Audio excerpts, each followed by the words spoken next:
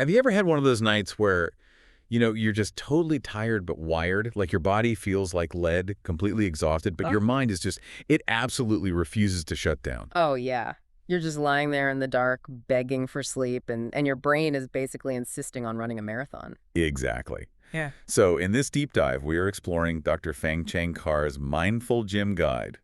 And, well, it was originally written as a toolkit for healthcare professionals. Right, but there's this massive universal lesson here about stress and sleep. Yeah, which is why we're zooming in on one specific, really fascinating case study from the text. The paramedic who could not switch off. So this paramedic is a guy who, thrives in the absolute chaos of emergency situations. He's highly dependable, fast-acting, like he functions perfectly when the pressure is at its absolute highest. Right, but then his shift ends. He goes home, lies in bed, and he can literally still hear the sirens echoing in his head. Yeah, and he's seeing the faces of the patients. Exactly. He still feels that intense urgency just sitting heavy in his chest. And of course, forcing himself to sleep well, it just makes him more alert. Because we have to look at the biological feedback loop happening inside him. His nervous system is still heavily activated. Like it hasn't caught up yet. Right, exactly. As far as his biology is concerned, he hasn't clocked out at all.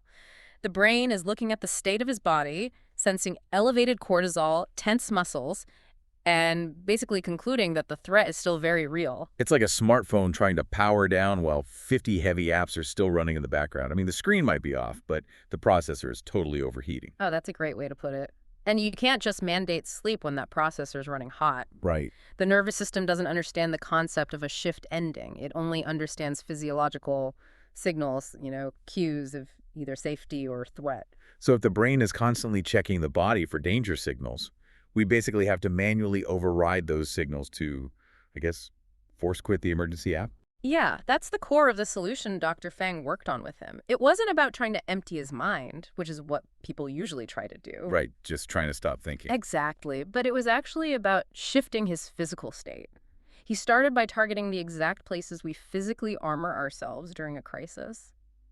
So doing mindful body stretching to actively soften his jaw and drop his shoulders. Yes, which makes a lot of sense because that's where we literally hold our defensive posture. Oh, for sure.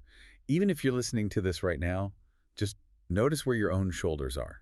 I bet they might be hovering up near your ears without you even realizing it. Yeah, mine definitely were. Breaking that physical tension sends a quick memo to the brain that there's no immediate physical attack. Okay, so he stretches. What's next? Well, once that initial armor was cracked, the paramedic moved into a body scan coupled with kindness. Yeah. Instead of fighting the lingering stress, he mentally scanned down his body to find where the residue of that ER shift was physically trapped in his muscles, just acknowledging those tight spots without judgment. Wait, I get the theory behind relaxing muscles, but we're talking about the lingering shock of a chaotic ER shift here. Gently softening your jaw and doing a body scan feels, well, a bit lightweight for that level of intense, almost traumatic stress. I mean, it does sound lightweight. And to be clear, this practice isn't erasing those hard memories. Right, the tough cases don't just magically vanish. Exactly. They don't vanish from his memory banks. But the goal here isn't memory erasure. It's about breaking the immediate physical loop. So he followed up the body scan with mindful body grounding. Mindful body grounding. Yeah, which relies on a very specific breathing technique to basically pull the ripcord on the nervous system. Oh, is this the breathing technique where he exhales with a soft she sound while feeling his weight sink into the bed? That's the one. But why that specific sound? Like, why she? So the she sound forces you to purse your lips, which naturally elongates the exhalation. Oh, wow. Yeah, and when your exhale is longer than your inhale, it stimulates the vagus nerve. That nerve acts as the brake pedal for your heart rate. That's fascinating. It really is. By physically slowing the heart, counting backward from 10, and just feeling gravity pull him into the mattress, he's flooding his brain with undeniable biological proof that he is physically safe. So he didn't need to knock himself out. He just needed to tell his body the emergency was over by, changing the physical environment inside his own skin. Because rest isn't laziness, it is active repair.